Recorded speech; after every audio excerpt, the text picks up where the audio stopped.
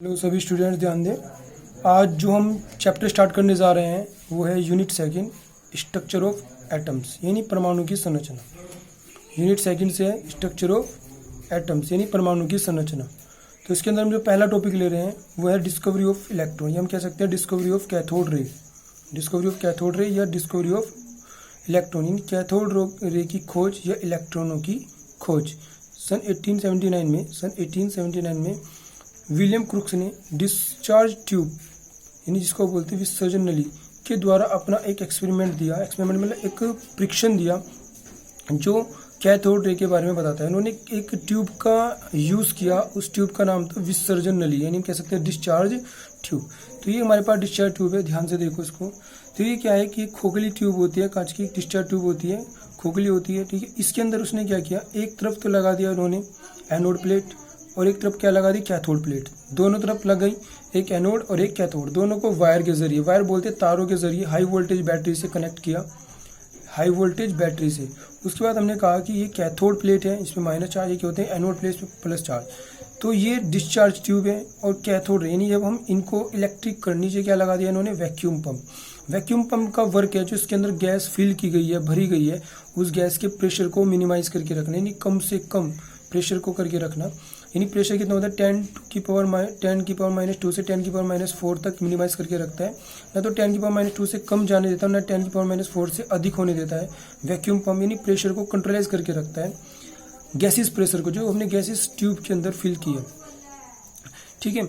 और जैसे ही हम इस वायर को हाई वोल्टेज बैटरी के साथ जोड़ते हैं प्लेटों को और उसमें एकदम इलेक्ट्रिसिटी स्टार्ट करते हैं, तो कहने मतलब है कि हाई वोल्टेज बैटरी जोड़ने पर जैसे करंट स्टार्ट होता है इसके अंदर, तो करंट स्टार्ट होने पर ये कहता है कि कैथोड प्लेट से कुछ रे इसके अंदर से क्रिएट होती है, निकलती है और सीधा एनोड प्लेट की तरफ अग्रसित होती है। जैसे ही एनोड प्लेट पे जाके अग्रसित होगी यानी कैथोड प्लेट चलती है, एनोड प्लेट की तरफ बढ़ती है, तो कैथोड रे से निकलने वाली किरणों को कैथोड रे कहा जाता है। ये कैथोड रे इतनी इफेक्टिव होती है, सीधी रेखाओं में चलती है और जब जाके सीधा एनोड प्लेट की तरफ जाके क्या होने लगती है, इसके अंदर अवशोषित होने लगती है। लेकिन जो अपने मार्ग से, अपने रास्ते से विचलित हो जाती है, वो सीधा डिस्चार्ज ट्यूब से टकराती है। टकराने पर एक जैसे डिस्चार्ज ट्यूब से टकराती है तो एक उसके अंदर लाइट क्रिएट करती है, उत्पन्न करती है, जिस लाइट को हम फ्लोरेसेंस लाइट कहते हैं। फ्लोरेसेंस लाइट मतलब हम बोल सकते हैं ग्रीन कलर की एक क्या करती है, प्रतिदीप्ति उत्पन्न करती है। ग्रीन कलर की क्या करती है, चमक उत्पन्न करती है, प्रतिदीप्ति उत्पन्न करती है, ठीक है। लेकिन जो लाइट सीधे जाके प्लेट से टकराती है वो इसके अंदर अवशोषित कर ली जाती है। लेकिन कैथोड किरण प्लेट पर सीधा 90 डिग्री का एंगल बनाती है, इसलिए इनको हम कहते हैं कि कैथोड किरण सीधी रेखाओं में चलती है, यानी स्ट्रेट लाइन में चलती है। ये इतनी स्ट्रांगली होती है कि कैथोड किरण जो इसमें भरी गैसेस मॉलिक्यूल्स के साथ कोलिजन करती है, टकराती है, तो गैसेस को भी क्या कर देती है, आयनीकृत कर देती है। तो ये एक्सपेरिमेंट जो दिया वो विलियम क्रुक्स ने दिया। इसके माध्यम से उन्होंने कैथोड किरण को बताया कि कैथोड किरण कैसे चलती है, कैसे निकलती है, इसके बारे में बताया। तो structure of discovery of cathode ray यानी हम कह सकते हैं कैथोड रे की डिस्कवरी का चित्र, यानी कह सकते हैं खोज का सचित्र वर्णन यहाँ पर है। तो अगर हम इसकी प्रॉपर्टी की बात करें कि इनकी प्रॉपर्टी क्या, गुण क्या है किरणों की, प्रॉपर्टी ऑफ कैथोड रे यानी electrons ray. Cathode property are following type यानी निम्न प्रकार की होती है इनकी property. Number 1, cathode ray straight line में चलती है। क्यों चलती है स्ट्रेट लाइन में, क्योंकि कैथोड रे कैथोड प्लेट से चलती है और एनोड पे जाके जैसे ही कोलिजन करती है तो ये सीधा क्या होता है, इस पे सीधा टकराए तो यहाँ पे क्या होता है, लंबवत पड़ रही है, तो नहीं कह सकते हैं कि 90 डिग्री का एंगल बना रही है, इसलिए सीधी रेखाओं में चलती है। एनोड प्लेट पर यह एंगल का क्या कर रही है, 90 डिग्री का एंगल का फॉर्मेशन निर्माण करती है। अगर तीसरी प्रॉपर्टी देखिए, कैथोड रे जो होती है गैसों को आयनीकृत करती है। क्यों कर रहे हैं, क्योंकि जब पता है आपको गैस इसके अंदर फिल की गई तो जो कैथोड किरण है वो गैसेस अणुओं के साथ टकराएंगे, क्योंकि गैसेस अणु क्या होते हैं, इफेक्टिव होते हैं, क्या होने लगते हैं, 24 घंटे क्या रहते हैं, मूविंग में रहते हैं, यानी कि घूमते रहते हैं। तो जैसे इसके साथ टक्कर होगी तो गैसों को क्या करती है, आयनीकृत, इतनी इफेक्टिव होती है। कैथोड रे डिस्चार्ज ट्यूब की फेस को टकराने पर, यानी जैसे डिस्चार्ज ट्यूब की फेस पर टकराती है तो फ्लोरेसेंट लाइट क्या करती है, उत्पन्न, यानी ग्रीन कलर की प्रतिदीप्ति उत्पन्न करती है। कैथोड रे जो होती है मेटल प्लेट यानी एक धातु की पन्नी हम कह सकते हैं, एक धातु की बहुत मोटी चादर है। पहले मोटी चादर ले लो, क्योंकि कहते हैं कैथोड रे एक धातु की मोटी चादर जिसकी मेल्टिंग पॉइंट बहुत उच्च होता है, उससे जैसे ही टकराती है तो एक्स किरणों का क्या करती है, उत्पन्न करती है। एक्सरे जो होती है, एक्सरे इसको बोलते हैं, का उत्पन्न करती है।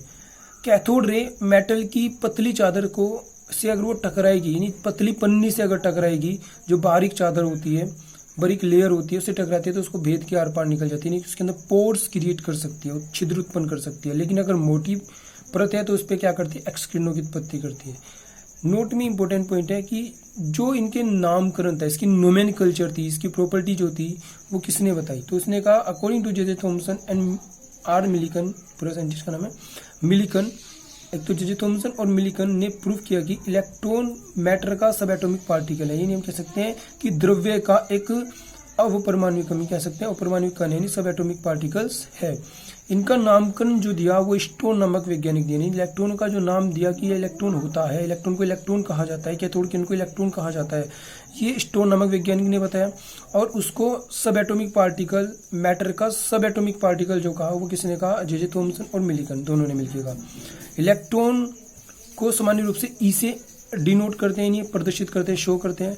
बट अगर नाभिक यानी अभिक्रिया यानी न्यूक्लियर रिएक्शन को अगर हम पढ़ते हैं, न्यूक्लियर रिएक्शंस आती है आगे पढ़ेंगे, तो उसमें इसका जो सिंबल होता है वो होता है -1 e की पावर 0, -1 बीटा की पावर 0 से इसको प्रदर्शित किया जाता है। तो ये पूरा डिस्कवरी था कैथोड रे यानी इलेक्ट्रॉन रे का।